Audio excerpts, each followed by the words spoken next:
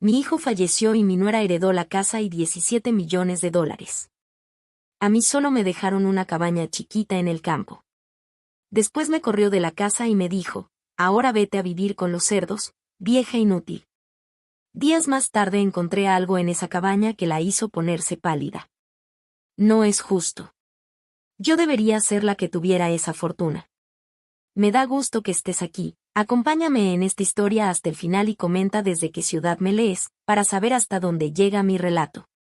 Jamás imaginé que enterrar a mi hijo sería más fácil que sentarme en la oficina del abogado 3 días después. El funeral fue un borrón de ropa negra y rostros compasivos. Pero este fue cuando la realidad me golpeó de verdad. Señora Patterson, dijo el abogado, acomodándose los lentes mientras abría la carpeta gruesa que contenía el testamento de Michael. Sé que esto es muy difícil, pero necesitamos revisar los últimos deseos de su hijo. Me quedé tiesa en el sillón de piel, con las manos entrelazadas en mi regazo. A mi lado, Suri no paraba de moverse, tamborileando sus uñas recién pintadas contra su bolso de diseñador. Desde que llegamos había estado extrañamente callada, pero la tensión que emanaba de ella se sentía como el calor de un horno. Michael se había ido hacía apenas una semana, un infarto a los 38 años, tan repentino, tan definitivo. El doctor dijo que era algo genético, una condición que podía atacar sin previo aviso. Todos esos años preocupada por accidentes de auto o situaciones peligrosas, sin imaginar que sería su propio corazón el que lo traicionara. A mi querida esposa, Suri, empezó a leer el abogado, y sentí que el estómago se me encogía. Le dejo la casa familiar en el 1247 de Oakwood Drive, junto con todos los muebles, vehículos y la suma de $17 millones de mis cuentas de inversión y pólizas de seguro de vida. 17 millones. El número me golpeó como un ladrillazo. Sabía que Michael había levantado una empresa de consultoría tecnológica muy exitosa, pero nunca imaginé lo rico que se había vuelto. El respiro entrecortado de Suri me dijo que ella tampoco lo sabía. Pero cuando la miré de reojo, vi algo que me heló la sangre. No era sorpresa, sino satisfacción, como si hubiera estado esperando ese momento desde siempre. El abogado siguió leyendo, pero su voz empezó a desvanecerse en un murmullo de fondo. 17 millones de dólares. Y la casa donde viví con Michael y con su padre por más de 30 años, la casa donde crié a mi hijo, donde cuidé a mi esposo en su última enfermedad, donde cada rincón guardaba recuerdos de nuestra familia. Y a mi madre, Eileen Patterson. La voz del abogado me trajo de regreso al presente. Le dejo la propiedad ubicada en el 847 de County Road 15, conocida como Willow Creek Cabin, junto con todas las estructuras y pertenencias que ahí se encuentren. Eso fue todo. La lectura entera no duró ni 10 minutos, y en ese tiempo mi mundo entero quedó repartido. Suri recibió millones, y la casa en la que había vivido 3 décadas. A mí me tocó una cabaña descuidada en medio de la nada, que el abuelo de Michael había construido en los años 60. Eso es todo, alcancé a susurrar, apenas con voz. El abogado asintió con gesto comprensivo. Su hijo fue muy específico con sus deseos, señora Patterson.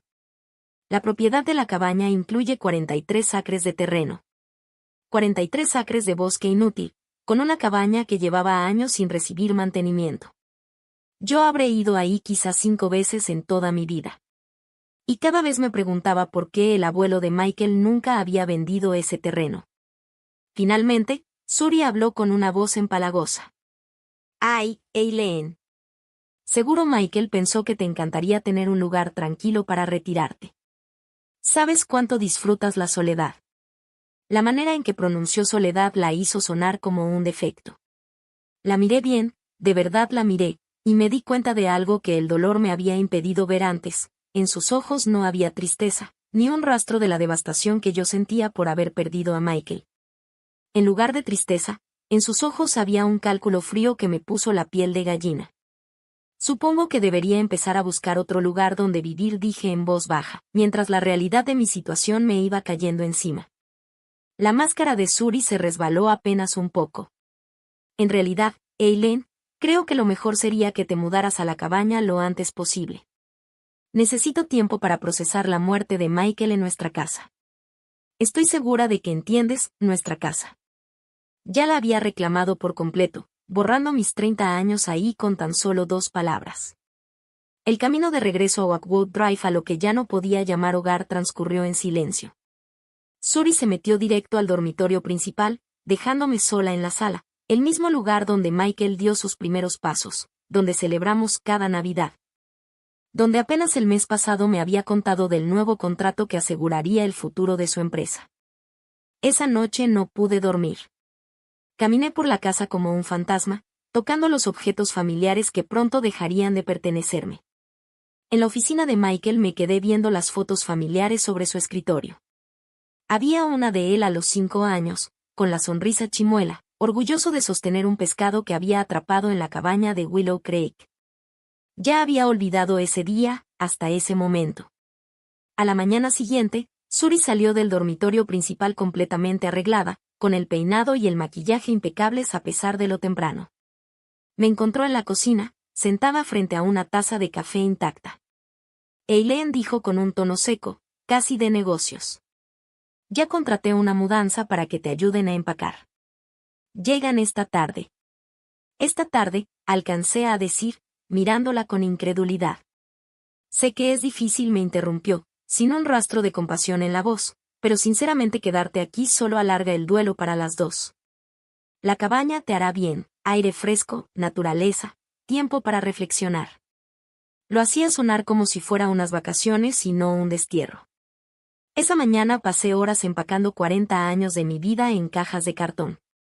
Los de la mudanza que Suri había contratado trabajaban rápido, cargando mis cosas al camión con la indiferencia de quien mueve simples objetos y no recuerdos. Yo seguía esperando que Suri apareciera, que mostrara aunque fuera un pequeño gesto de amabilidad o que reconociera lo que significaba para mí dejar esa casa.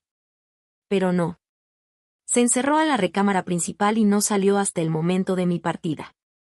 Cuando estaba de pie en la entrada, mirando cómo el camión se alejaba con todas mis pertenencias, Suri por fin salió. Caminó hacia mí con la calma calculada de alguien que había estado esperando este instante. Quiero que sepas, Eileen dijo, deteniéndose lo bastante cerca como para que sus palabras me hirieran, que Michael y yo hablamos de esto. Él sentía que era hora de que tuvieras tu propio espacio. Le preocupaba que te volvieras demasiado dependiente. La mentira salió de sus labios con una sinceridad tan ensayada que por un momento casi me la creí. Pero yo conocía a mi hijo. Conocía la relación que teníamos. Esa no era su voz. Era Suri reescribiendo la historia a su conveniencia. Ahora vete a vivir con los cerdos, vieja inútil, añadió, dejando caer por completo la máscara. Esa cabaña es exactamente donde perteneces. La crueldad en su voz me golpeó como una bofetada. Yo. Esa era la mujer a la que mi hijo había amado, con la que eligió compartir su vida. Esa era la persona en la que confió $17 millones y la casa que guardaba toda nuestra historia familiar. Me subí al carro sin responder. ¿Qué podía decir? La ley estaba de su lado. El testamento de Michael era claro. No tenía salida, no había forma de pelear contra lo que sentía como la traición definitiva. Al alejarme de Oakwood Drive por última vez, alcancé a ver por el retrovisor a Suri parada en la puerta de la casa, observándome irme con una expresión de triunfo inconfundible. El camino a Willow Creek me tomó 2 horas, atravesando carreteras cada vez más rurales. Para cuando llegué a la cabaña, el sol ya se estaba ocultando, proyectando sombras largas entre los árboles descuidados que rodeaban la propiedad. La construcción se veía aún peor de lo que recordaba, madera desgastada, un porche vencido, ventanas tan sucias que casi no dejaban pasar la luz. Esta era mi herencia. Esto era lo que, según mi hijo, yo merecía. De pie en medio de la penumbra, escuchando los ruidos del bosque a mi alrededor, me sentí más sola que nunca en mis 64 años. Pero en el fondo de mi mente una vocecita me decía que algo no cuadraba. ¿Por qué Michael, que me llamaba cada domingo y nunca olvidaba mi cumpleaños, de repente decidiría que yo debía vivir aislada en medio de la nada? ¿Por qué dejarle todo a su esposa y a mí prácticamente nada? Saqué el celular para marcarle, olvidando por un instante que ya no estaba. La realidad me golpeó de nuevo como un puñetazo, pero esta vez, junto con el dolor, apareció algo más, sospecha. A la mañana siguiente, El camión de la mudanza llegó a Willow Creek, ridículamente fuera de lugar en ese camino angosto de terracería. El chofer miró la cabaña y negó con la cabeza. ¿Está segura de que es la dirección correcta, señora? Quise decirle que no, que tenía que haber un error terrible. Pero en vez de eso, solo asentí y señalé el porche vencido. Por favor, dejen todo adentro. A los de la mudanza les tomó 3 horas descargar 40 años de mi vida dentro de un espacio que apenas podía contener 4 décadas de polvo. Mi hermoso comedor se veía ridículo en la pequeña sala principal. El aparador de porcelana, que había sido de mi abuela, se veía fuera de lugar contra una pared de pino maltratado que no se barnizaba desde tiempos del presidente Carter. Cuando los de la mudanza se fueron, me quedé rodeada de cajas, sintiéndome completamente abrumada. La cabaña apenas tenía electricidad, y el agua corriente salía color marrón los primeros minutos. La calefacción dependía de una vieja estufa de leña que no tenía idea de cómo encender. Aquello no era un retiro. Era un destierro. La primera noche dormí en un colchón inflable, demasiado cansada como para armar la base de mi cama. Cada ruido me hacía brincar. El crujir de la madera vieja. El correteo de lo que esperaba fueran solo ratones. El silbido del viento colándose por rendijas que no había notado durante el día. Al amanecer, tomé una decisión: iba a arreglar ese lugar y venderlo lo más pronto posible. 43 acres tenían que valer algo, y lo que consiguiera me ayudaría a encontrar un departamento en algún sitio más civilizado. Empecé por la sala principal, desempacando cajas y tratando de acomodar mis muebles de una manera que tuviera sentido. Fue entonces cuando encontré lo primero extraño, una caja que no recordaba haber empacado, escondida detrás del sillón. Al abrirla, descubrí fotografías y documentos que habían pertenecido a mi difunto esposo, Robert. Robert había muerto hacía 8 años, y yo estaba segura de haber revisado todos sus papeles. Entonces pensé que esos debieron haber estado guardados en la casa de Michael y que los había olvidado por completo. Mientras revisaba los documentos amarillentos, encontré papeles de seguros, declaraciones de impuestos viejas y, en el fondo, algo que me hizo temblar las manos, una escritura de la propiedad de Willow Creek. Pero no la misma que el abogado me había mostrado. Esta era diferente, mucho más antigua, fechada en 1962, cuando el padre de Robert compró la tierra por primera vez. Según ese documento, la propiedad no eran solo 43 acres de bosque.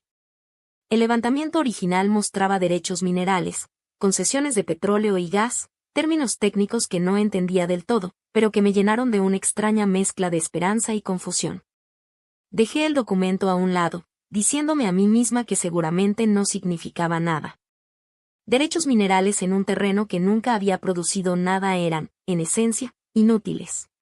Pero algo en el hecho de haber encontrado esos papeles en una caja que no recordaba haber empacado me inquietaba. Todavía estaba pensando en eso cuando escuché un auto acercarse. A través de la ventana sucia vi un sedán negro y elegante avanzando con dificultad por el camino lleno de baches. El corazón se me hundió al reconocer a la conductora. Suri bajó del coche con unos jeans de diseñador y unas botas que probablemente costaban más de lo que yo había gastado en el súper en el último mes. Miró a su alrededor con un gesto de desagrado evidente, avanzando con cuidado hacia la cabaña como si el suelo pudiera contaminarla. Eileen llamó con esa voz dulcemente falsa que había perfeccionado. Pensé en pasar a ver cómo te estás acomodando. Abrí la puerta sin molestarme en invitarla a pasar.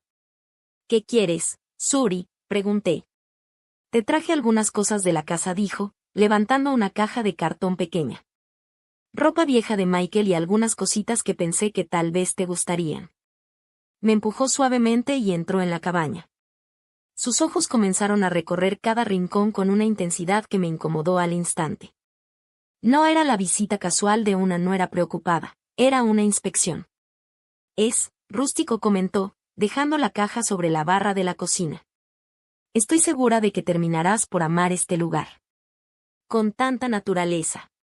¿A qué viniste realmente, Suri?, le solté. Ella volteó a verme y, por un instante, su máscara se resquebrajó. Quería asegurarme de que tuvieras todo lo que necesitas, que no te falte nada importante. La forma en que remarcó la palabra importante me erizó la piel. Sus ojos seguían moviéndose, recorriendo el cuarto como si buscara algo específico. ¿Cómo que? Insistí. Oh, ya sabes, documentos, papeles, cualquier cosa que se haya mezclado durante la mudanza. Se acercó hacia la caja que yo había encontrado detrás del sillón, pero me interpuse entre ella y el mueble. No imagino qué papeles míos podrían interesarte. La sonrisa de Suri se tensó. Claro que no. Solo quiero asegurarme de que no haya cabos sueltos. Los asuntos legales pueden ser tan complicados cuando alguien muere. Se quedó otros 20 minutos, llenando el aire con una plática forzada, mientras sus ojos no dejaban de registrar cada rincón de la cabaña. Cuando por fin se fue, sentí que podía volver a respirar. Pero su visita había servido de algo, confirmó mi creciente sospecha de que había algo raro en el testamento de Michael o en lo que me había tocado de herencia. Esa misma noche revisé con más cuidado la caja de papeles de Robert. La mayoría eran cosas rutinarias, pólizas de seguros viejas, garantías de electrodomésticos que habíamos cambiado hacía años, recibos de reparaciones en la casa. Pero en el fondo, sujetada con una liga, encontré algo que hizo que mi corazón se acelerara, una carta dirigida a mí, con la letra de Michael. Me temblaba la mano al abrirla. La carta estaba fechada apenas 3 meses antes de su muerte. Mamá empezaba. Si estás leyendo esto, es porque algo me pasó, y seguramente estás confundida por la razón de que te haya dejado la cabaña. Sé que no parece gran cosa comparado con lo que heredó Suri, pero necesito que confíes en mí. La cabaña es más importante de lo que aparenta. Busca en la caja de herramientas de papá, en el cobertizo. Ahí hay algo que necesitas encontrar. Y mamá, ten cuidado en quien confías. No todo es lo que parece. Con cariño, Michael. Leí la carta 3 veces antes de que la realidad me golpeara por completo. Michael sabía que algo podía pasarle. Lo había previsto. Pero, ¿qué había en la caja de herramientas de Robert? ¿Y por qué había escondido esa carta entre los papeles de su padre en lugar de dejarla junto al testamento? Miré hacia el bosque que rodeaba la cabaña, cada vez más oscuro. En algún lugar allá afuera estaba el cobertizo que ni siquiera había explorado todavía. Y en ese cobertizo, al parecer, estaban las respuestas a preguntas que ni siquiera sabía que debía hacerme. La idea me cayó como un rayo. La visita de Suri no había tenido nada que ver con preocupación ni con detalles sueltos. Había venido buscando esa carta o algo parecido. Estaba husmeando, tratando de encontrar pruebas de lo que fuera que Michael había descubierto. Doblé la carta con cuidado y la guardé en el bolsillo. Y en ese instante sentí algo que no había sentido en días, esperanza.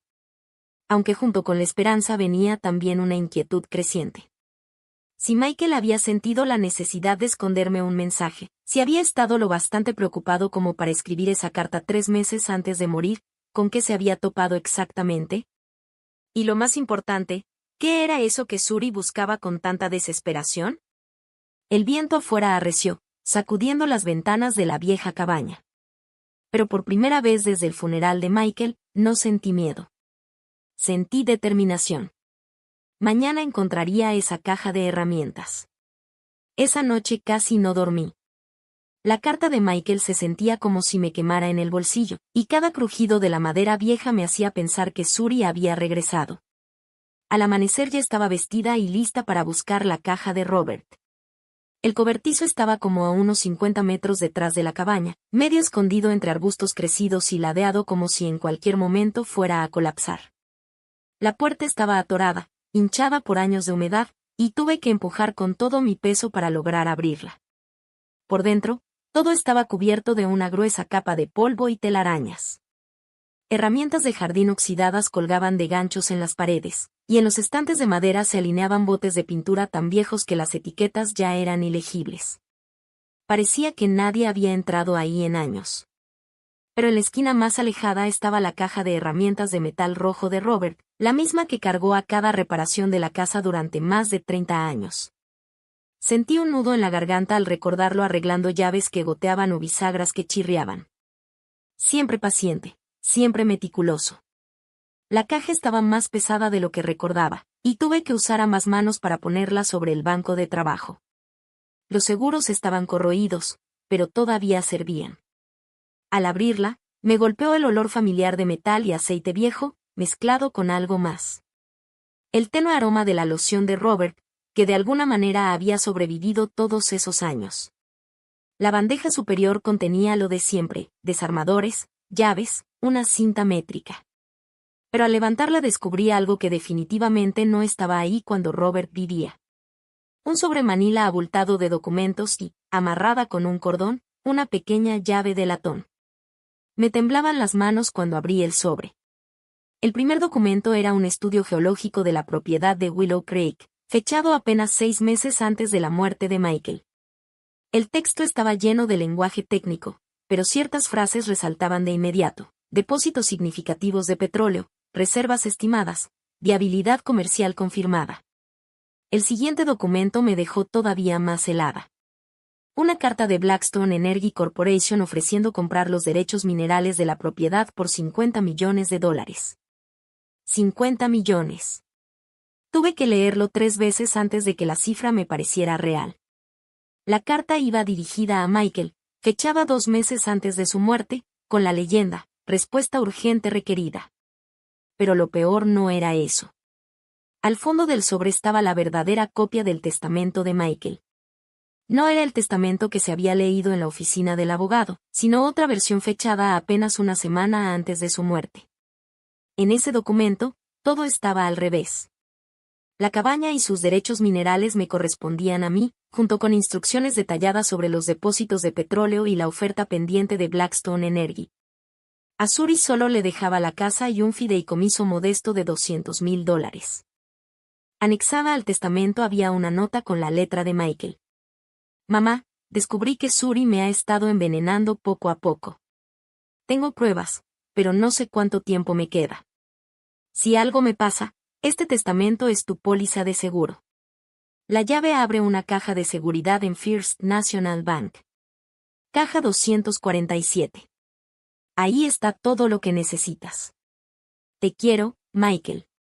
El mundo pareció inclinarse a mi alrededor. Me aferré al borde del banco de trabajo para no caer mientras las implicaciones me golpeaban como una ola. Suri había asesinado a mi hijo. Lo había envenenado lenta y metódicamente, mientras él descubría su plan e intentaba protegerme incluso desde la tumba. Y de alguna manera, ella había logrado sustituir el testamento verdadero por uno falso, robándose tanto la vida de Michael como el legado que él me había destinado. La llave pesaba en mi palma como si fuera de plomo. Caja 247, First National Bank. Lo que Michael había descubierto sobre los crímenes de Suri me estaba esperando ahí. Estaba tan absorta en los documentos que no escuché el coche acercarse hasta que fue demasiado tarde. A través de la ventana polvosa del cobertizo vi el sedán negro de Suri estacionarse junto a la cabaña. Mi corazón golpeaba con furia contra mis costillas mientras metía todo de nuevo en el sobre y lo escondía bajo la caja de herramientas. Cuando salí del cobertizo, fingiendo calma, Suri ya estaba de pie en el porche de la cabaña, acompañada de 2 hombres con trajes caros. Eileen me llamó con voz cargada de una falsa alegría. «Qué coincidencia», dijo Suri con una sonrisa fingida. «Traje a unas personas que quieren conocerte». Caminé hacia ellos despacio, con la llave de bronce apretada en mi puño, oculta detrás de mi espalda. «¿De qué se trata esto?», pregunté. «Estos caballeros representan a una empresa de desarrollo», explicó Suri, señalando al más alto de los 2 hombres. El sujeto dio un paso al frente con una sonrisa depredadora. «Señora Patterson, soy David Utechkins, de Riverside Development. Nos especializamos en convertir terrenos rurales en comunidades residenciales. Sus 43 acres serían perfectos para nuestro próximo proyecto. Y estamos preparados para hacerle una oferta muy generosa», agregó el segundo hombre. $75,000 en efectivo. Con un cierre rápido, podría dejar atrás esta vida rústica en menos de una semana. $75,000.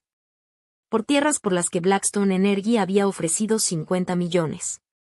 Miré a Suri, que me observaba con una ansiedad apenas disimulada. Ella necesitaba que yo vendiera, y necesitaba que lo hiciera antes de que descubriera lo que Michael había dejado para mí. Muy generoso de su parte, dije con cuidado. Pero no estoy interesada en vender por ahora. Apenas me estoy acomodando. Hutchins intercambió una mirada con su socio. Señora Patterson, creo que no entiende la realidad de su situación. Esta propiedad requiere reparaciones considerables para ser habitable a largo plazo, plomería, sistema eléctrico, la integridad estructural de la cabaña. Está viendo decenas de miles de dólares en arreglos. Y seamos sinceros, añadió Suri con falsa compasión. A su edad, vivir aquí sola no es práctico. ¿Qué pasaría si tuviera una emergencia médica? ¿Y si algo le ocurriera y nadie la encontrara en días? La amenaza era sutil, pero inconfundible. Tenía 64 años, vivía sola en una cabaña aislada, sin vecinos cercanos y con servicio de celular intermitente. Si alguien quisiera hacerme desaparecer, este sería el lugar perfecto, pensé. Agradezco tu preocupación, dije, obligando a mi voz a sonar firme. Pero no estoy lista para tomar ninguna decisión sobre la propiedad todavía. La sonrisa de Hutchins no se movió ni un milímetro, pero sus ojos se endurecieron. Quizá quiera tomarse 1 o 2 días para pensarlo. Estaremos hospedados en el Pine View Motel del pueblo, por si cambia de opinión. Cuando se fueron, me quedé sentada en la cabaña, mirando fijamente la llave de bronce, con la mente acelerada. Suri no era solo una interesada que se había casado con Michael por dinero. Era una asesina calculadora que había planeado todo desde el inicio, el testamento falso, la venta apresurada de los derechos mineros, incluso mi aislamiento en esta cabaña. Todo formaba parte de su plan. Pero Michael había sido más astuto de lo que ella creyó. Incluso mientras lo envenenaba poco a poco, él logró reunir pruebas y preparar un plan de respaldo. La verdadera pregunta era, ¿cuánto tiempo tenía antes de que Suri se diera cuenta de que yo ya lo había descubierto? Miré hacia la penumbra que caía, sabiendo que mañana conduciría hasta el First National Bank para abrir esa caja de seguridad. Lo que Michael hubiera dejado ahí serían las armas que necesitaba para contraatacar. Pero esa noche, sola en la cabaña con solo el viento como compañía, no pude sacudirme la sensación de que Suri ya sospechaba que yo sabía más de lo que aparentaba. El juego había comenzado, y yo ya no era la madre en duelo a la que podían descartar con facilidad. Ahora era una mujer sin nada que perder y con todo por lo que pelear. Y Suri no tenía la menor idea de lo que se le venía encima. El camino hacia el First National Bank me llevó por el pequeño pueblo donde Michael había crecido, pasando frente a la primaria donde aprendió a leer y el parque donde habíamos pasado incontables sábados en familia. Cada lugar conocido se sentía distinto ahora, teñido por la certeza de lo que Suri le había hecho. El banco estaba en la calle principal, un edificio de ladrillo sólido que llevaba ahí desde los años 40. Yo tenía una cuenta ahí desde hacía más de 30 años, pero nunca había rentado una caja de seguridad. Mis manos temblaban un poco cuando me acerqué a la recepcionista. Necesito acceder a la caja de seguridad número 247, dije, mostrando la llave de bronce y la copia del testamento verdadero de Michael, que acreditaba mi derecho legal al contenido. La gerente, la señora Chen, revisó los documentos con el cuidado de alguien que ya había presenciado demasiados dramas familiares en su oficina. Después de 20 minutos de llamadas de verificación y papeleo, me condujo por una escalera angosta hasta la bóveda. Tómese el tiempo que necesite, señora Patterson, me dijo, deslizando la caja metálica de su lugar. Toque la campanilla cuando termine. Sola en el pequeño cuarto de revisión, levanté la tapa de la caja con los dedos temblorosos. Dentro había un mundo de evidencias que Michael había reunido meticulosamente en sus últimos meses. Un rastro documental que destruiría a Suri por completo. El primer objeto era una carpeta gruesa con la etiqueta Pruebas médicas. Dentro había copias de los expedientes clínicos de Michael de su médico de cabecera, junto con reportes de un laboratorio privado que había analizado muestras de su cabello y de su sangre. Los resultados mostraban niveles constantes de talio, un metal pesado que, administrado en pequeñas dosis durante un periodo prolongado, podía provocar fallas cardíacas sin dejar rastros evidentes. Envenenamiento por talio. Así fue como Suri había asesinado a mi hijo. La siguiente carpeta contenía registros financieros que demostraban cómo Suri había estado moviendo dinero sistemáticamente de las cuentas de Michael hacia fondos en el extranjero a su nombre. En el último año había transferido casi $3 millones, siempre en cantidades lo suficientemente pequeñas como para no activar los sistemas automáticos de alerta. Pero la prueba más contundente estaba en la tercera carpeta, videos de vigilancia. Michael había instalado cámaras ocultas en la casa después de empezar a sospechar de Suri. La memoria USB contenía horas de grabaciones donde se veía claramente cómo ella ponía algo en su café cada mañana, trituraba pastillas en su cena. E incluso inyectaba una sustancia en su pluma de insulina cuando él había estado temporalmente diabético el año anterior. También había audios, conversaciones en las que Suri hablaba por teléfono sobre la vieja y sobre cómo debían ocuparse de mí una vez que Michael ya no estuviera. La voz al otro lado era masculina y no pude identificarla, pero las pláticas dejaban claro que Suri tenía un cómplice. La situación de la cabaña es temporal, se escuchaba claramente decir a Suri en una grabación. En cuanto logremos que firme los derechos de los minerales, ya no será un problema. ¿Y si no quiere firmar?, preguntó la voz del hombre. Entonces tendremos que convencerla, de una forma u otra. La amenaza era inconfundible. Ellos también estaban planeando matarme. El último objeto en la caja era una carta dirigida al FBI, ya con sello y lista para enviarse. Michael lo había preparado todo. Lo único que yo tenía que hacer era echarla al buzón y los agentes federales comenzarían a investigar a Suri por asesinato, fraude y conspiración. Pero mientras me quedaba sentada en ese cuarto pequeño, rodeada de pruebas del asesinato de mi hijo, entendí que no me bastaba con la justicia.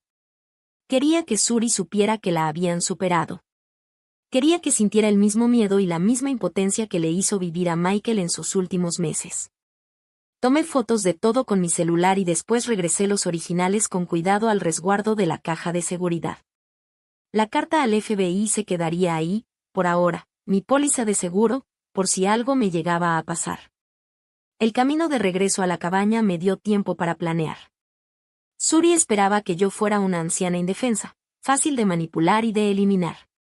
Yo dejaría que siguiera creyéndolo, mientras preparaba mi contraataque. Estaba a punto de llegar a la cabaña cuando sonó mi teléfono. El nombre de Suri apareció en la pantalla, pero dejé que entrara al buzón de voz. Al reproducir el mensaje, su voz sonaba tensa, con un pánico apenas contenido. Eileen, soy yo. Esos desarrolladores llamaron. Están subiendo su oferta a $100,000, pero solo si decides antes de mañana. De verdad creo que deberías pensarlo. Esta propiedad es demasiado para que la manejes sola. 100,000. Aún una fracción de lo que la tierra realmente valía, pero la urgencia revelaba todo lo que necesitaba saber. Algo los había puesto nerviosos. Tal vez descubrieron que fui al banco. O quizás solo estaban perdiendo la paciencia por lo lento del proceso. De cualquier modo, había llegado la hora de forzarlos a mostrar sus cartas. Marqué de regreso a Suri, modulando mi voz con la cantidad justa de cansancio. Recibí tu mensaje. Tienes razón. Este lugar es demasiado para mí. Creo que estoy lista para vender. El alivio en su voz era evidente. Ay, Eileen, me da tanto gusto que estés siendo razonable con esto. ¿Quieres que llame a los desarrolladores? En realidad, esperaba que pudieras traerlos mañana en la mañana. Quiero platicar los términos en persona antes de firmar nada. Por supuesto. ¿Qué hora te acomoda? ¿Qué tal a las 10? Así me da tiempo de tomar mi café y ordenar mis ideas. Perfecto. Y Eileen, de verdad estoy muy orgullosa de ti por tomar esta decisión. Michael hubiera querido que estuvieras cómoda y segura. La forma tan casual en la que invocó el nombre de mi hijo asesinado me encendió la sangre, pero mantuve la voz firme. Sí, creo que él también lo habría querido. Al colgar, dediqué la noche a prepararme. Limpié la cabaña a fondo, acomodé los muebles para tener visión clara de todas las ventanas y coloqué mi celular en posición para grabar todo lo que estuviera por suceder. Después me senté a escribir mi propia carta, no al FBI, sino al departamento del sheriff local. Expliqué todo lo que había descubierto, adjunté copias de la evidencia de la caja de seguridad y lo sellé en un sobre dirigido al sheriff Morrison. Un hombre al que conocía desde que había sido compañero de Michael en la preparatoria. Si algo salía mal mañana, si las amenazas de Suri se volvían violentas, al menos la verdad sobreviviría. La mañana siguiente amaneció gris y nublada, reflejando a la perfección mi estado de ánimo. preparé café y tostadas, fingiendo una rutina normal mientras mi corazón golpeaba con fuerza contra mis costillas. Exactamente a las 10 en punto escuché el ruido de varios autos acercándose. Desde la ventana vi cómo se estacionaban 3 vehículos, el sedán de Suri, una camioneta blanca tipo SUV con los supuestos desarrolladores falsos, y un tercer coche que no reconocí. En lugar de bajar 3 personas como esperaba, descendieron 4. La cuarta era una mujer de unos 50 años, vestida de manera profesional y cargando un portafolio. Tenía el porte de alguien que ya había hecho esto antes, alguien acostumbrada a desaparecer a personas incómodas. Mi celular ya estaba grabando mientras se acercaban a la cabaña. Respiré hondo, abrí la puerta y sonreí como si realmente me alegrara verlos. Buenos días a todos. Pasen, por favor. Mientras iban entrando a mi pequeña sala, noté cómo Suri escaneaba el lugar con la mirada, buscando cualquier indicio de que yo hubiera descubierto sus secretos. Se veía nerviosa, pero aún no estaba en pánico. No todavía. Eileen, dijo ella, quiero presentarte a Sara Martínez. Es notaria y nos ayudará a que todo quede en regla. Martínez asintió con seriedad. Señora Patterson, entiendo que está lista para vender su propiedad. ¿Tiene alguna duda sobre la documentación? Solo una, respondí, acomodándome en mi sillón con la calma de quien tiene todas las cartas en la mano. Me intriga saber por qué están tan interesados en 43 acres de un bosque que, en apariencia, no vale nada.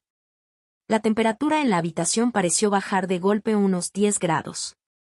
Utechkins y su socio se miraron entre sí, mientras la sonrisa de Suri se tensaba visiblemente. No es un terreno sin valor, señora Patterson, dijo Utechkins con cautela. Como le mencioné, tiene potencial para desarrollarse. Ah, ya entiendo. Y ese potencial de desarrollo no tendrá nada que ver con los 50 millones de dólares en yacimientos de petróleo que hay bajo mi propiedad, ¿verdad? El silencio que siguió fue ensordecedor. Suri se puso pálida y Martínez incluso dio un paso hacia atrás, acercándose a la puerta. Saqué mi celular y lo levanté para que todos lo vieran. ¿Sabían que este teléfono ha estado grabando toda nuestra conversación? Incluyendo la parte en la que conspiraron para estafarme con 50 millones de dólares. La compostura de Suri finalmente se quebró. No sabes lo que estás haciendo, Eileen. Esto te queda demasiado grande. Ah, sí. Pues parece que es exactamente lo que hago. Igual que mi hijo sabía lo que hacía cuando escondió las pruebas de su propio asesinato. Mis palabras flotaron en el aire como si tuvieran peso propio. El rostro de Suri pasó de la sorpresa al miedo, y finalmente a un cálculo frío y peligroso. No sé qué crees que descubriste, empezó a decir. Lo descubrí todo, Suri. El envenenamiento con talio, el testamento falsificado, las cuentas en el extranjero, las grabaciones de vigilancia, absolutamente todo. Martínez ya se dirigía a la puerta, dejando claro que no quería tener nada que ver con lo que estaba por suceder. Utechkins y su socio tampoco tardaron en seguirla, pero Suri dio un paso hacia mí. Y por primera vez vi a la verdadera mujer detrás de la máscara, la asesina fría y calculadora que había matado meticulosamente a mi hijo. No puedes probar nada, dijo con voz helada. Pero su voz carecía de convicción. Yo sonreí, sintiéndome realmente tranquila por primera vez en semanas. En realidad, Suri, sí puedo probarlo todo. La pregunta es, ¿qué vas a hacer al respecto? Los supuestos desarrolladores y la notaria ya estaban en sus autos, con los motores encendidos, cuando Suri se giró para mirarme de nuevo. Su máscara se había desmoronado por completo, dejando al descubierto a la depredadora que siempre había sido. La mujer que sonrió dulcemente en el funeral de Michael había desaparecido, reemplazada por alguien cuyos ojos no mostraban nada más que un cálculo frío y letal. «¿Crees que eres muy lista?», dijo, acercándose a donde yo estaba sentada en mi sillón, «pero no eres más que una anciana tonta que no entiende el juego en el que se metió». Mantuve mi celular levantado, grabando cada instante, con el dedo listo sobre el botón de llamada de emergencia. Entiendo perfectamente. Mataste a mi hijo por dinero. Y ahora quieres matarme a mí también. Michael era débil, escupió ella, con la voz cargada de desprecio. En serio creía en el amor y en la familia. Nunca vio lo que tenía frente a los ojos hasta que fue demasiado tarde. Vio lo suficiente. Reunió pruebas, cambió su testamento y se aseguró de que nunca te salieras con la tuya. Suri soltó una risa seca, cortante, sin un gramo de alegría. ¿Pruebas? ¿Hablas de esa patética colección de papeles que él pensaba que escondía con tanta astucia? ¿De verdad crees que no sabía de sus camaritas espías y sus visitas secretas a los doctores? Sentí que la sangre se me helaba. ¿De qué estás hablando? He sabido de la investigación de Michael desde hace meses, respondió con una calma venenosa. Cada doctor al que fue, cada prueba que se hizo, cada pedacito de evidencia que creyó estar juntando. Yo siempre estuve 3 pasos delante de él, dijo mientras sacaba su celular y deslizaba la pantalla mostrando lo que parecían ser mensajes de texto. El doctor Henderson fue muy cooperativo en cuanto le expliqué la situación. Es increíble lo rápido que los médicos falsifican registros cuando sus propias familias están en riesgo. Las implicaciones me golpearon como un balde de agua helada. Si Suri había sabido de la investigación de Michael desde el principio, si había manipulado todo desde la raíz. Los expedientes médicos en la caja de seguridad, susurré. Completamente fabricados. Los análisis de sangre que supuestamente mostraban talio, falsos. Las muestras de cabello, alteradas. Incluso esos videos de vigilancia de los que tanto presumes. Yo me aseguré de que las cámaras de Michael captaran exactamente lo que yo quería que captaran. Sentí cómo me temblaban las manos al comprender la magnitud de su engaño. Lo dejaste creer que estaba armando un caso en tu contra.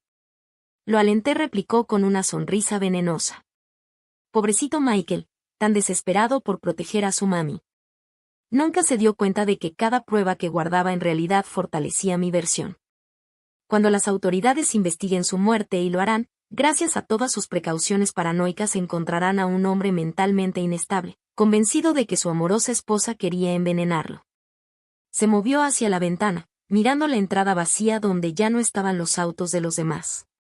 La triste verdad será que Michael sufrió un brote psicótico en sus últimos meses. Delirios paranoicos, acusaciones sin sentido, reuniones secretas con doctores que testificarán que mostraba síntomas de una enfermedad mental severa. Me lanzó una mirada helada antes de sonreír con malicia. Y el testamento, el verdadero testamento que me deja todo a mí, también es falso. Fui yo quien convenció a Michael de hacer ese testamento secreto. Le hice creer que era necesario para protegerte de mí. Lo escribió con su propia letra, lo firmó voluntariamente, hasta lo hizo notariar con alguien que jurará que en ese momento Michael parecía perfectamente racional. Sentí que la habitación comenzaba a dar vueltas a mi alrededor. Cada pedazo de evidencia que pensé tener, cada arma que Michael me había dejado para luchar, todo formaba parte de la trampa elaborada de Suri. ¿Sabes qué es lo mejor?, continuó ella, con una voz casi soñadora. Que Michael murió creyendo que me había vencido. En sus últimos segundos, cuando el infarto lo fulminó, seguramente se sintió satisfecho pensando que su querida madre quedaría protegida. Me revolvió el estómago. ¿Por qué me estás diciendo todo esto? Porque quiero que entiendas lo completamente perdida que estás antes de terminar lo que empecé. Se volvió hacia mí, y vi algo en sus ojos que me heló la sangre. Michael no fue el único que me subestimó. Tú también, Eileen. Caminó hasta la cocina y abrió el gabinete donde guardaba mis tazas de café. ¿Disfrutaste tu café esta mañana? Noté que preparaste una olla fresca antes de que llegáramos. Muy atenta de tu parte. La taza que había usado en el desayuno seguía en el fregadero, y de pronto entendí por qué me sentía un poco mareada desde que habían llegado. El cuarto se inclinó, y tuve que aferrarme a los brazos de la silla para no caerme. ¿Qué hiciste?, susurré con la voz quebrada. Lo mismo que hice con Michael, solo que mucho más rápido. Una solución concentrada de talio, sin sabor, prácticamente indetectable, a menos que sepas exactamente qué buscar. Revisó su reloj con calma. Te quedan quizá unos 20 minutos antes de que empiecen las palpitaciones en el corazón. 30 minutos después vendría el paro cardíaco total. Intenté ponerme de pie, pero mis piernas ya no me sostenían. El teléfono se me resbaló de las manos y cayó al piso con un golpe seco. La hermosa ironía, dijo Suri, acomodándose en la silla frente a mí como si tuviéramos una plática agradable, es que todos van a creer que te quitaste la vida. Una madre en duelo, abrumada por problemas económicos, viviendo sola en esta cabaña deprimente, el guión se escribe solo. Sacó un papel de su bolso y lo puso sobre la mesa de centro. A pesar de mi creciente confusión, alcancé a ver que era una nota de suicidio, escrita con una letra sorprendentemente parecida a la mía. No puedo seguir sin Michael, leyó en voz alta. La culpa de saber que le fallé como madre es demasiado para soportar. Lamento el dolor que le causé a todos, conmovedor, ¿no crees? Mi vista comenzaba a nublarse, pero me obligué a concentrarme. Tenía que haber algo, alguna forma de pelear. La grabación en mi celular, pero incluso al pensarlo, comprendí que Suri tenía razón. ¿Quién iba a creer una grabación hecha por una mujer que todos asumirían estaba mentalmente inestable? La propiedad pasará al patrimonio de Michael, siguió diciendo con toda calma. Y como su viuda, heredaré absolutamente todo, incluyendo esos valiosos derechos mineros. Hizo una pausa, disfrutando cada palabra. Blackstone Energy está dispuesta a pagar 60 millones ahora mismo. Al parecer, los depósitos son todavía más grandes de lo que se pensaba. 60 millones. Mi hijo había muerto por 60 millones de dólares. No te vas a salir con la tuya, alcancé a susurrar, aunque hasta formar las palabras ya me costaba trabajo. Ya me salí con la mía, respondió ella con frialdad. La muerte de Michael fue declarada por causas naturales. La tuya será considerada un suicidio, y yo seré la viuda desconsolada que perdió a su esposo y a su suegra en circunstancias trágicas fuera de su control. Se levantó y caminó hacia la puerta. Me voy a ir ya, Eileen. Cuando te encuentren mañana, yo estaré en el spa del pueblo, dándome un masaje y construyendo mi coartada.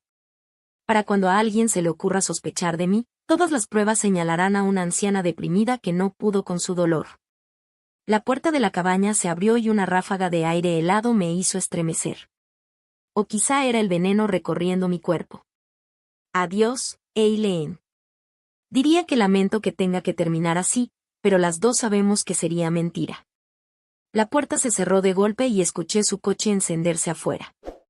En segundos, el ruido del motor se fue perdiendo en la distancia, dejándome sola con la creciente certeza de que iba a morir. Pero mientras luchaba contra la niebla que empezaba a nublar mis pensamientos, recordé algo que Suri no sabía, algo que yo había hecho esa misma mañana, antes de que llegara nadie. La carta que escribí para el sheriff Morrison no estaba en la barra de mi cocina, donde la había dejado. Ya estaba en el correo, depositada en el buzón de la oficina postal del pueblo durante mi salida tempranera para comprar provisiones. El sheriff Morrison recibiría esa carta al día siguiente, junto con copias de todo lo que había encontrado en la caja de seguridad. Aunque Suri hubiera manipulado las pruebas originales, mi carta levantaría las suficientes dudas para iniciar una verdadera investigación. No era mucho, pero era algo. Mientras mi corazón empezaba a latir de forma errática y la habitación giraba a mi alrededor, me aferré a ese único pensamiento. Suri creía haber ganado, pero cometió un error fatal, subestimó el amor de una madre por su hijo. Y ahora, aunque yo no sobreviviera, ella pagaría por lo que le hizo a Michael. El cuarto daba vueltas con violencia, y sentía que mi corazón intentaba salirse de mi pecho. Cada respiración era una batalla, y notaba como mi cuerpo empezaba a apagarse, tal como Suri había planeado. Pero justo en el momento en que esperaba perder el conocimiento, sucedió algo extraordinario. Mi teléfono, que había caído al suelo durante la confesión de Suri, comenzó a sonar. El timbre atravesó la niebla en mi mente, y entendí que todavía no estaba tan perdida como había pensado. Con un esfuerzo enorme, logré deslizarme fuera del sillón y arrastrarme hasta el aparato. En la pantalla aparecía el nombre del sheriff Morrison. Mi carta. De alguna forma, la había recibido antes. Señora Patterson, su voz crepitó en el altavoz cuando alcancé a contestar. Recibí su carta esta mañana. ¿Está bien? Suena como si estuviera envenenada. Suri, jadee. Se acaba de ir.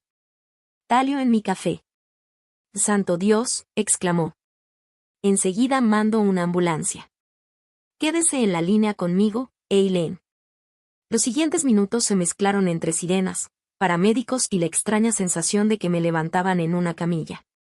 Pero seguí consciente, luchando contra el veneno con una determinación que ni yo misma sabía que todavía tenía. Resultó que Suri había cometido un error de cálculo crucial. En su arrogancia, asumió que una mujer de 64 años caería con la misma dosis que había matado a mi hijo. Pero yo era más pequeña que Michael. Y, de forma irónica, toda una vida tomando café fuerte me había dado cierta tolerancia a toxinas que ella no tomó en cuenta. En urgencias me lavaron el estómago y comenzaron con terapia de quelación para eliminar los metales pesados de mi sistema. Hubo momentos críticos durante varias horas, pero al anochecer me dijeron que iba a recuperarme por completo. El sheriff Morrison estaba esperando junto a mi cama cuando desperté a la mañana siguiente. ¿Cómo se siente?, preguntó, con una expresión seria. Como si me hubiera atropellado un tráiler, pero viva. Él asintió. Eileen, necesito que me cuente todo lo que pasó ayer. Todo lo que Suri dijo. Todo lo que admitió. Le relaté la historia completa, desde que encontré la carta de Michael en la caja de herramientas hasta la confesión de Suri sobre cómo manipuló todas las pruebas. Morrison tomó notas con cuidado, interrumpiéndome a veces para aclarar detalles. El problema que tenemos, dijo cuando terminé, es que gran parte de lo que ella le contó sobre falsificar los expedientes médicos, manipular el testamento e incluso alterar las grabaciones de vigilancia, podría ser cierto. Si realmente planeó esto durante tanto tiempo como afirma, pudo haber borrado sus huellas a la perfección. Sentí que el corazón se me hundía. Entonces, ¿va a salirse con la suya después de matar a Michael? No necesariamente, respondió con calma. Verá, el detalle con personas como Suri es que suelen ser demasiado listas para su propio bien. Ella manipuló las pruebas para que pareciera que Michael era paranoico e inestable, pero tuvo que dejar algunos rastros de sus actividades para que esa historia resultara creíble. Sacó una carpeta gruesa, llena de documentos. Después de recibir su carta ayer, empecé a hacer algunas llamadas, dijo. Resulta que el FBI ha estado vigilando a Suri desde hace meses como parte de una investigación más grande sobre una red de personas que se especializa en casarse con individuos adinerados y luego, bueno, quedarse viudas. Ya lo había hecho antes. 3 veces, que sepamos.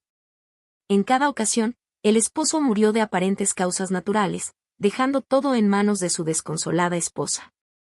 Y cada vez había circunstancias lo bastante sospechosas como para levantar dudas, pero nunca pruebas suficientes para enjuiciarla. Morrison hojeó los papeles dentro de la carpeta. Pero esta vez se descuidó. Tal vez fue porque tuvo que lidiar contigo además de con Michael. O quizá porque estaba demasiado confiada. Sea como sea, cometió errores. ¿Qué clase de errores?, pregunté. Para empezar, intentó envenenarte con el mismo método que usó con Michael. El FBI ha estado monitoreando sus comunicaciones durante semanas. Escucharon cómo hablaba con su cómplice sobre el problema de la vieja. ¿Quiere decir que la grabaron planeando matarme? Grabaron todo. Sus llamadas, sus reuniones con esos supuestos desarrolladores, incluso la conversación con el notario que ayudó a falsificar los documentos de la venta. Morrison esbozó una sonrisa sombría. La mujer que conociste ayer no era realmente una notaria. Era una agente federal encubierta. La revelación me golpeó como un rayo. El FBI sabía lo que estaba pasando. Han estado armando un caso contra toda la operación de Suri por más de un año. Cuando supieron que estaba planeando eliminarte, decidieron que era momento de actuar. El problema era que necesitaban que ella cometiera un delito frente a ellos, algo que pudieran presenciar directamente. Así que me usaron como carnada. La expresión de Morrison se volvió incómoda. Tenían agentes apostados alrededor de la cabaña ayer, listos para intervenir si las cosas se salían de control. Pero cuando lograste sobrevivir al envenenamiento y grabar su confesión, señaló mi celular, que estaba en la mesa de noche. Bueno, digamos que les diste todo lo que necesitaban para encerrarla de por vida. ¿Dónde está ahora? En custodia federal. La arrestaron esta mañana en el spa donde estaba fabricando su coartada. Resulta que el FBI también estaba vigilando ese lugar. Durante los siguientes días, mientras yo me recuperaba en el hospital, salió a la luz toda la magnitud de los crímenes de Suri. La investigación del FBI reveló una red sofisticada de personas que se dedicaban a asesinar a individuos adinerados. Suri era lo que ellos llamaban una viuda negra, alguien que se casaba con sus objetivos, los envenenaba poco a poco mientras construía un caso sobre su supuesta inestabilidad mental. Y luego heredaba su fortuna antes de pasar a la siguiente víctima. Michael no había sido su primer esposo. Robert Chen, un ejecutivo de software en California, había muerto 3 años atrás en circunstancias sorprendentemente similares a las de Michael. Antes de él, habían estado James Michey, un desarrollador inmobiliario en Florida, y David Torres, un cirujano en Arizona. Cada vez, Suri había usado el mismo método: casarse con un hombre rico, aislarlo de su familia, envenenarlo poco a poco mientras documentaba su supuesto comportamiento paranoico. Y luego heredar todo tras su muerte natural. Pero con Michael fue distinto. Su investigación, aunque Suri había manipulado gran parte de las pruebas, aún así descubrió patrones que la vinculaban con las muertes anteriores. El FBI había estado siguiendo esas conexiones cuando la identificaron como su principal sospechosa. Su hijo salvó muchas vidas, me dijo la agente Sara Martínez cuando vino a visitarme al hospital. La reconocí de inmediato como la notaria que había estado en la cabaña aquel día. Si no la hubiéramos detenido aquí, Suri habría pasado a su siguiente objetivo en menos de 6 meses. ¿Cómo supieron que planeaba matarme? Hemos estado vigilando sus comunicaciones desde antes de la muerte de Michael. Cuando empezó a hablar sobre el problema de los derechos minerales y de cómo necesitaba ocuparse de usted, supimos que teníamos que actuar. La agente Martínez sacó una tableta y me mostró grabaciones de vigilancia tomadas alrededor de la cabaña. Teníamos equipos apostados en el bosque, listos para intervenir si el veneno actuaba más rápido de lo que calculábamos. El plan era dejar que le confesara todo, porque sabíamos que no iba a resistirse a presumir, y luego entrar antes de que ocurriera un daño real. Pero casi muero. Casi muere porque es más fuerte de lo que cualquiera de nosotros imaginaba. La mayoría de las personas de su edad no habrían sobrevivido ni a la mitad de la dosis que ella le dio. Martínez sonrió. Su hijo habría estado orgulloso de cómo se defendió. El proceso legal avanzó con rapidez. Ante la abrumadora cantidad de pruebas, incluida la grabación que hice de su confesión, Suri aceptó un acuerdo con la fiscalía en lugar de arriesgarse a la pena de muerte. Fue sentenciada a cadena perpetua sin posibilidad de libertad condicional por el asesinato de Michael y por el intento de asesinarme a mí. Sus cómplices, entre ellos los falsos desarrolladores y varios más que formaban parte de la conspiración, recibieron condenas que iban de 10 a 25 años. El testamento falsificado quedó invalidado, y se respetaron los verdaderos deseos finales de Michael. La casa en Oakwood Drive, junto con todos los bienes legítimos de Michael, pasaron a mí como su única heredera. Pero lo más importante fue que los derechos minerales de la propiedad de Willow Creek fueron reconocidos oficialmente como míos. La última oferta de Blackstone Energy fue en realidad de $72 millones, incluso más de lo que Suri sabía. Al parecer, los estudios geológicos se habían actualizado desde la valoración original, revelando yacimientos mucho más grandes de lo que se había estimado al principio. Vendí los derechos minerales, pero me quedé con la cabaña.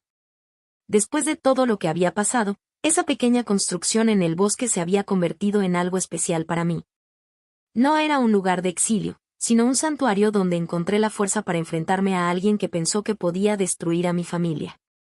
6 meses después, estaba sentada en el porche recién renovado de la cabaña, viendo cómo el amanecer pintaba el bosque en tonos dorados y ámbar. El lugar no se parecía en nada a cuando llegué por primera vez, llena de desesperación y confusión. Ventanas nuevas, pintura fresca, un techo firme y plomería moderna la habían transformado en el refugio de paz que Michael siempre había imaginado. También me había quedado con la casa de Oakwood Drive, pero cada vez pasaba más tiempo en Willow Creek. Había algo sanador en el silencio de ese lugar, en la forma en que la neblina matutina se levantaba del arroyo y en cómo los árboles parecían susurrarse secretos entre sí con el viento. Mi teléfono vibró con un mensaje de la agente Martínez. Pensé que querría saberlo. El FBI recuperó más de $50 millones que Suri había robado a sus víctimas anteriores. El dinero está siendo devuelto a las familias. Sonreí, pensando en lo justo de aquello. La codicia de Suri había sido, al final, su perdición. Si se hubiera conformado con el seguro de vida de Michael y una herencia modesta, quizá habría salido impune de su crimen. Pero su necesidad de más los derechos minerales, el control absoluto la llevó a cometer los errores que la hundieron.